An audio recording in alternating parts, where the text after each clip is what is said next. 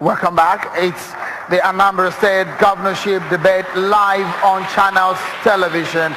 Of course, you can follow all the conversation and know what other people are talking about. It's hashtag Anambra Debates. Let's continue with the conversation now. We've talked about the issues of the profile, politics, now to the economy. And let me begin with the candidates, the style that we've adopted to use based on alphabetical order. I'll begin again now with the candidate of the APC. What is the primary challenge for industrial development in Anambra State? In concrete steps, how would you make Anambra an industrial hub rather than just a commercial hub? Don't forget, commerce empowers the producers in China and other places, while industry empowers the local economy. How will make Anambra industrial hub? First of all, power. Power can be adaptive. We can bring geometrics from Aba. We can do, apart from geometrics from Aba, we can do dependent power by constructing the mini grids. Without power, without good roads, without water, there's nothing we can achieve. Industrial clusters in Onitsha, industrial clusters in Oka, industrial clusters in Newi, we should be able to, if elected into power. Number one, if we are able to provide steady power supply to our industries, the industries will grow. We are going to manufacture more. The greatest problem in Anambra State is the power of electricity. 33 kV line. Most of the lines in Anambra State are using 33 kV line instead of 30 kV line. I'm saying that if I'm elected the governor of Anambra State, that's industrial clusters, issue of power, electricity, which is synonymous with power.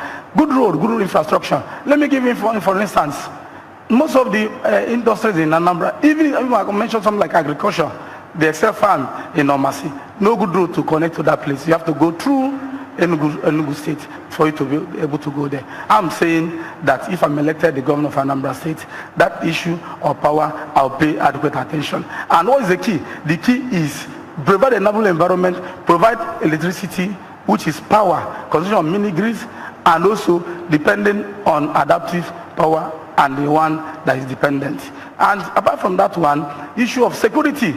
Some of the foreign investors don't feel comfortable working in Anambra State because of lack of security. The incumbent governor has tried within his ability and security, but we need to know more. I'm of the opinion that if I'm elected the governor of Anambra State, that power, good road, and water, potable water, that will go a long way. That will go a long way to make the raw materials for us to source them locally. I'm of the opinion that that power. Thank you so much. Let me go to the governor and the candidate of ABGA. According to the data released by the federal government, Anambra State has received over 12 billion naira from the Paris Club bailout funds. According to arrangement with the federal government, this was meant to be spent on payment of outstanding salaries and other liabilities. How has the money been spent? Thank you, Shehu. My predecessor left a liability, that is debt to be paid, worth 127 billion, 779 kilometers of road, and so far I have 101 roads, the 101 total 779 kilometers. I've been able to do 51 roads complete, 337 kilometers, and we have paid out 38 billion plus 6 billion on erosion, and the question is, with this obligation left, the Paris Club money, because I'm not owing salaries or pensions or gratuities, they were effectively utilized to be able to push up on the infrastructure that we're doing. By the way, if you look around, you see that Anambra, under my watch, has grown on infrastructure. Having been left 101 roads, I've achieved 51 of the legacy projects, and I've awarded 94 of my own, including bridges, 12 bridges, 6 completed, the rest are in various processes of being completed. So these things require money. So apart from the Paris Club money, my IGR has grown significantly, and that's why I cushion for salaries.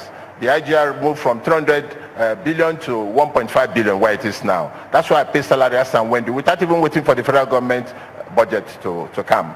But when we reel out figures here, I would like you to ask for the for the source, like Chidoka. All the statistics he mentioned, he didn't tell you any source, and that won't go well with the people. But by the way, what ANAMBRA requires is somebody that can drive the process, and I'm the only guy here that can do so. Tony doesn't have the executive capacity. He hasn't even worked in his entire life. My good friend Osolokoba worked in the UN. But the best place for him to work now is in Syria, to be distributing relief materials. My other fellow with executive capacity is Chidoka, and he has a good executive experience, but the executive experience is in just a moment. Number plates and controlling traffic. Mr. Obiano, there have been of words between some of your supporters and those of former Governor Peter Obi. This is a follow-up question though, because you mentioned it, then I need to ask you, how much did he actually leave in the state coffers when he left as governor, and are you willing to publicly publish the bank verified statements to settle the matter once and for all? Yes. Yes. Not talking. Yes. My predecessor left 9 billion cash, and 9 million or 9 billion? 9 billion cash, and 25.6 billion in script issues. These are sovereign wealth fund and shares in other banks. If you put 9 million to that, you get 35.5 billion. Technically, but he issued checks worth over 15 billion before he left, waiting for me to cross over before those checks started appearing. So you can see it's timing and leading in accounting. That's what happened. So this is fact. We have published it already. It's already in the social media. It's everywhere that what he left was 35 billion. Let me even tell you, if I were not only publishing the figures, publishing the bank statement, would you do? Our accounts are properly audited. I have the largest funding from the donor agencies. They will not touch you with a long spoon if they don't see your transparency. Okay, all right. Thank you. Let's go to the candidate of the PDP. I'll allow you also to respond to the question, the poser he gave, and that same question, because your party has raised these at your campaign. But let me ask you this. That will come as a follow-up. But let me ask you this. Anambra State had a capital budget of 52.8 billion and a recurrent budget of 48.6 billion, one of the best ratios in the country. What visible projects would you say that those kind of monies that come into the government, if for example you are elected as a governor of Anambra State, what in your mind do you think you can use that kind of monies for? Well, Shehu, let's get serious here.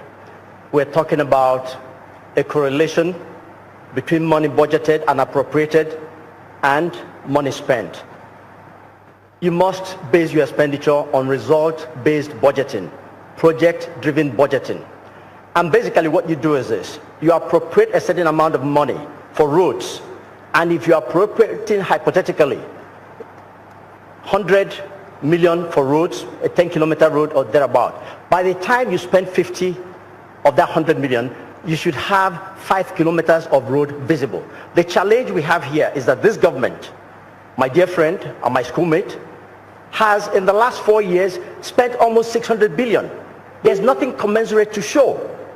The budget of 2014, 2015, 2016, 2017 appropriated is 455 billion. Where is the commensurate infrastructure on the ground? He talked about road development.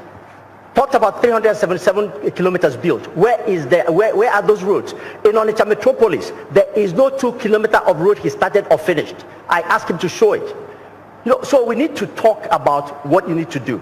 You use government money, you account for it, you do it transparently. What you do is you do transparent budgeting, you do transparent contracting, so that a person from North Ija who you've promised a 10-kilometer road can look in the appropriations and see that 10 kilometers is promised, this is the money appropriated. If that road is not built, they can hold the government responsible. Where is the money? So it is a simple, straightforward thing. And by the way, he said I should work at the UN. He's a banker. I worked under Shagari, I worked under Buhari, I worked under Babangida before I went to the UN. So I have federal experience, I have international experience, and I did work in this state under 2 governors. If I was not fit, he wouldn't have appointed me SSG. So what are we talking about? I hate to think that we come here to ridicule people. That's not what I'm here for. This is serious business. It is the fate, the welfare of Anambra State people. Under his leadership, this state is broken. We need to fix it. It's as simple as that. All right. Let me ask you, because the issue of how much his predecessor, the former governor of Anambra State, Mr. Peter Obi, left in the coffers has been a subject of debate between the PDP and ABGA. What exactly is the fact? You heard what he said. What exactly is the stance of the PDP and your candidature on this one? It's not about the stand of the PDP. I'm an insider. I was the secretary to the government. I was the chairman of the transition committee. On the morning he took over from Peter Obi, he was handed over the handover notes. He was handed over the letters with the bank statement. He signed for it. He's an auditor. Would he sign for something he did not believe in? And even if he did, why did he not verify it? Why did he wait for 4 years later to be saying that no money was left? Clearly, in this state, there was an end of tenure event. I'm not here to defend Peter Obi, but the point was it was transparent, it was recorded, he was there. And if they said $75 billion was left,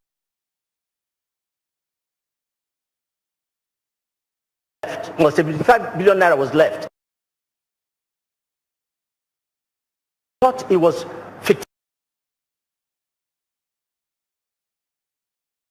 fictitious. As you came in, that's the first thing you should have addressed. You don't wait for 4 years, started saying near cash or no cash or balance cash. All he said was this: we left 75 billion in naira, in foreign exchange, and in investment instrument. By the way, you tell Anambra State people why he sold the dollar that was saved for this future generation. We have the records. All right. And you saw it in the nation. Before we move forward, I will give you a minute to respond. I'll give you a minute to respond to that. Yes. Go ahead, please. First, that's ANAMBRA money. In banking, we call it liquidity management. You don't leave an idle fund when you desire to put fund into activities. This guy left 127 billion. Contractors have to be paid. While you're balancing your act, you won't have money sitting in the bank and you're looking for money to pay contractors. So that's a legitimate transaction. That's not a personal fund. So liquidating only 10 billion in 4 years to be able to pay contractors in a recession is good. That's balance sheet management. Don't forget that the federal government is owing me 43.8 billion. When they pay me that money, some of that money will go back to sovereign wealth fund or whatever instruments I choose to put them in. So it's not any big deal. It is a normal balance sheet management, liquidity management. You don't keep funds and you are looking for money to pay. Where do you get it? And your money is sitting there. You say you kept it for future generation. What does that mean? All right. Okay. Would you have opportunity of a minute also to respond?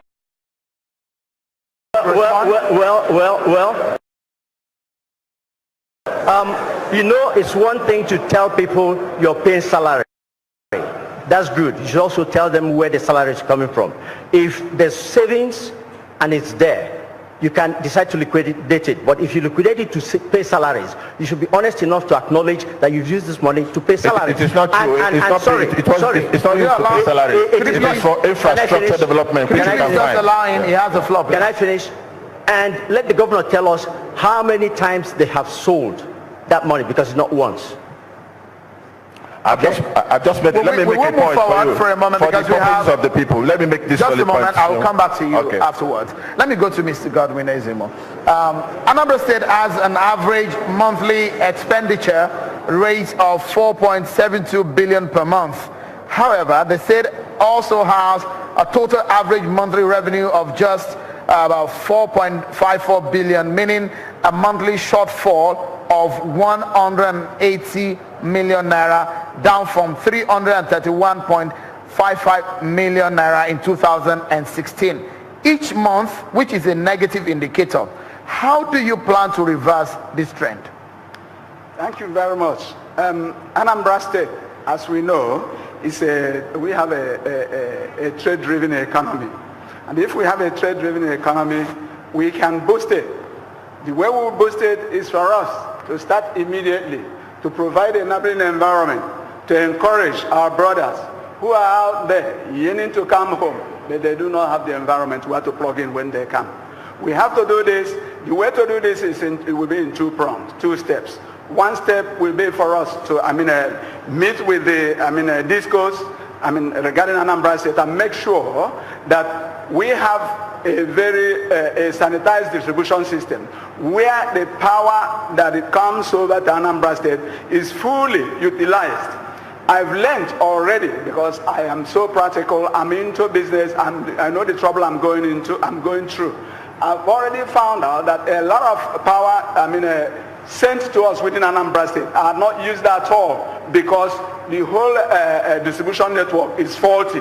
Somebody has got to get this thing working so that we can get all of them to work immediately. But where they are not,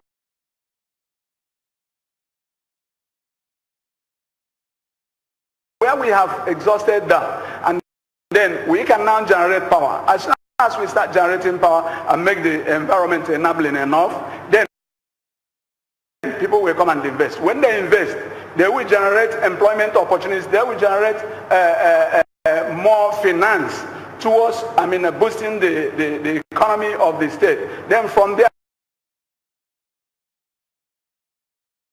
revenue will be accumulated, and with that we can make up for whatever shortfall we have, even more than that. Therefore, I know that Anambra State can do better with what we have on ground within Anambra State.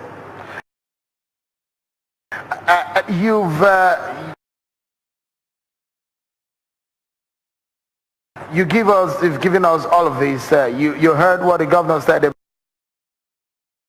about the issue of importation and the issue of agriculture. Are you satisfied with that approach to the handling of the economy? Sorry, go again with your question.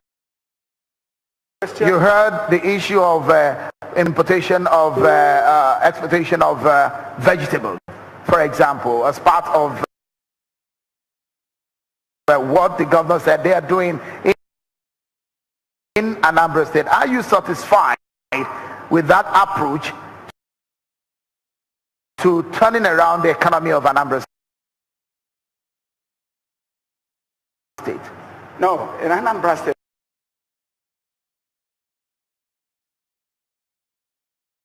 we do not need to import now. We will import not very large. We will have to generate what we need here immediately. We have the soil, very arable soil farms that are littered here and there, unused. The government has only encouraged people to go and build massive houses with ill-gotten wealth to show wealth. We need to get people down to invest into agriculture and start generating what we call raw materials as well as food for the people.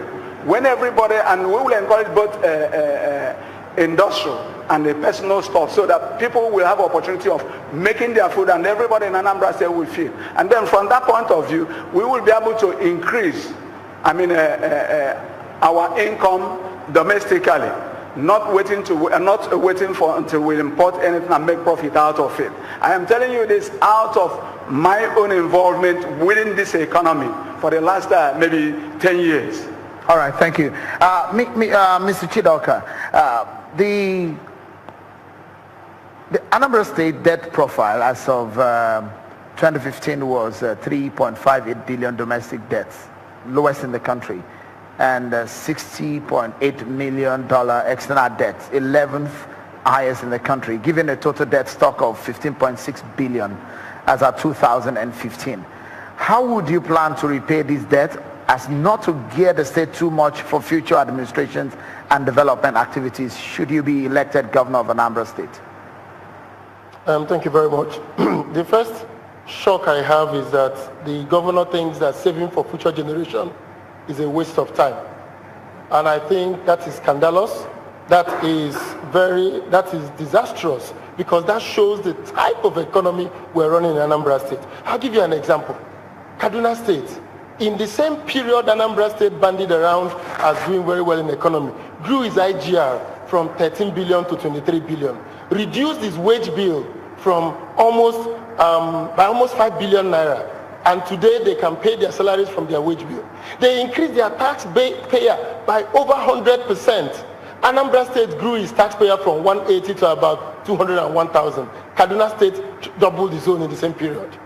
What is clearly lacking? What is the problem with debt? Lagos State has the highest debt profile in the country, but it's sustainable debt. It is debt because the IGR of Lagos State comes primarily from personal income tax. And personal income tax is a tax that shows that the economy is working. We cannot collect from the poor to build a state. We cannot collect from permits in the shop, from Okada riders to grow IGR. We have to grow the state by growing the people who live in the state, by focusing on the human beings. Now, our debt profile is insignificant, and we need to leverage on that.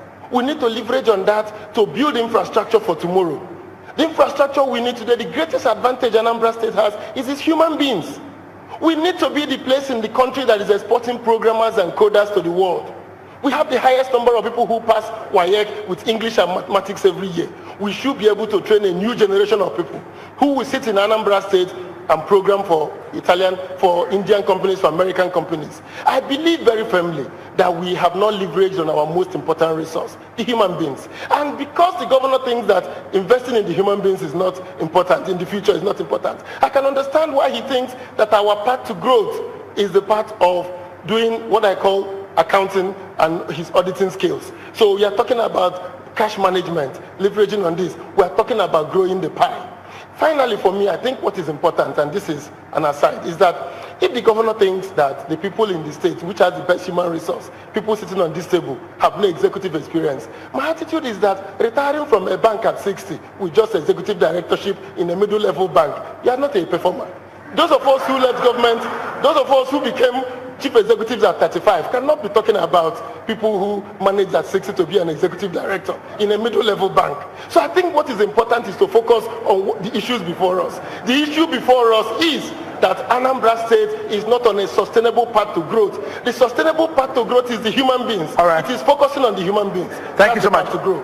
We take a break, and when we return, we still have to look into the issues of education, unemployment, and security. We'll be right back, everyone.